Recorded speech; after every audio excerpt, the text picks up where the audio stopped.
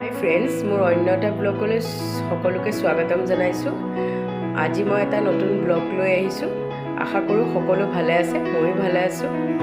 আজি ভাবিলোঁ যে সদায়তো একেটা ৰাইচে খাই থাকোঁ, আজি অলপ ৰাইচটোকে বেলেগকৈ বনাওঁ। এয়া মই দিছোঁ 2-3টা লং দিছোঁ পানীত, আৰু এয়া মটৰ, আৰু এয়া পোলাওত যেনেকৈ কাটি লওঁ আমি ধুনীয়াকৈ স্কোৱাৰ চাইজৰ, এয়া গাজৰ দি দিছোঁ।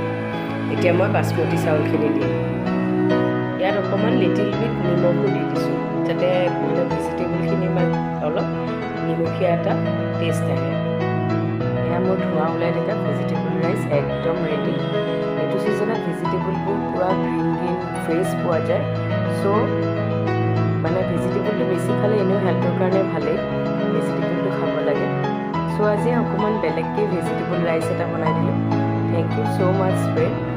মোৰ চেনেলটো কিচেনৰ ৰেচিপিবোৰ যদি ভাল পাইছে মোক ছাবস্ক্ৰাইব কৰিব, লাইক কৰিব। Thank you so' much.